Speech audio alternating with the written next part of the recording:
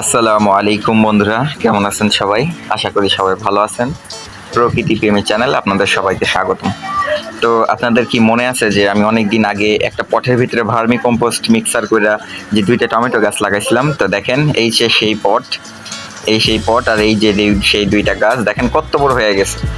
তো দেখেন আমি সবসময় কিন্তু আপনাদের বলি যে অল্প মাটি এবং অল্প পট, কিন্তু মাটিটার ভিতরে যদি পরিপূর্ণ সার বা পুষ্টি থাকে তাহলে কিন্তু গাছ বৃদ্ধি হবে এবং গাছে ফল ফুল দোনোটাই হবে।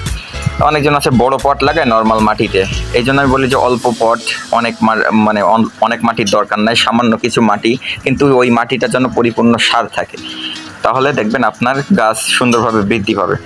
দেখেন আমার ছোট একটা পটের ভিতরে যে আমি নিজস্ব ভার্মি কম্পোস্ট বানাইছিলাম আর যে নার্সারি থেকে কিনে আনছিলাম, ২টা মিক্স করে কিন্তু এই গাছগুলো লাগাইছিলাম। তো আপনারা যদি এই ভিডিওটা না দেখে থাকেন তাহলে আমার নিচে যে দেখতে পারেন। তো দেখেন যে এই যে গাছটা দেখতে পাইতেছেন, দেখেন এটার কিন্তু গাছের প্রত্যেকটা জায়গায় ফুল আসিয়া পড়ছে, কিন্তু সমস্যা হচ্ছে এখানে যে গাছের পাতাগুলা মুজড়ায় গেছে, যে কারণে গাছের পাতাগুলারে ছাঁটাই করতে হবে এখন।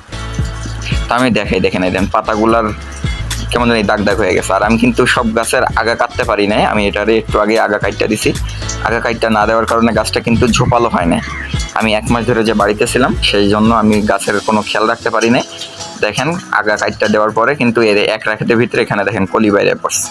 এ দেখেন দেখা যাইতেছে কিনা, এই যে কালকে আমি কাইটটা দিছি, আজকে রাইতের ভিতরে দেখেন কলি বাইরে পড়ছে, ছোট একটা কলি বাইরেছে। তো এমন করে কিন্তু আগা কাইটটা দিলে প্রত্যেকটা গাছের পাতার গোড়া থেকে করে নতুন করে কলি বাড়িতে থাকে। তো ওইটা যখন ১ বিঘা পরিমাণ বড় হয়ে যাবে তখন কিন্তু ওইটার আগা আবার কাইটটা দিবে, তাহলে কিন্তু আবার ওর গোড়া থেকে আবার ডাল গজাবে। তো এটাকে 1G 2G 3G এভাবে কাটিং বলে।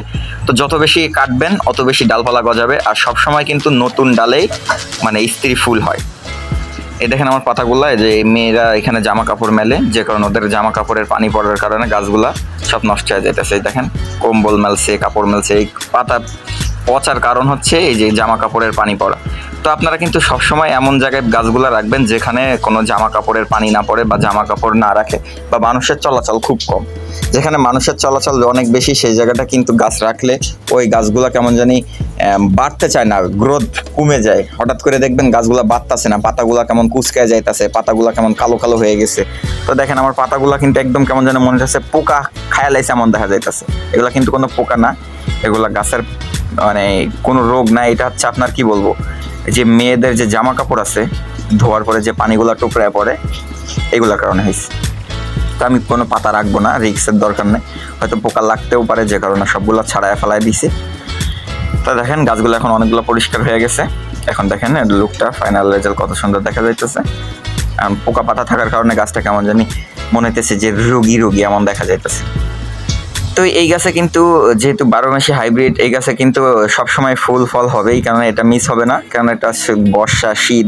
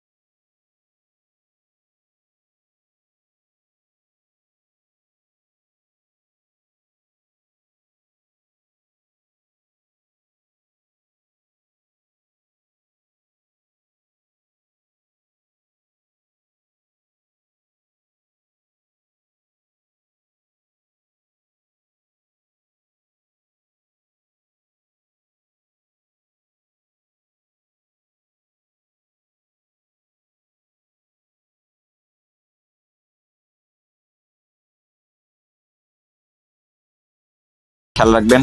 আল্লাহ হাফেজ।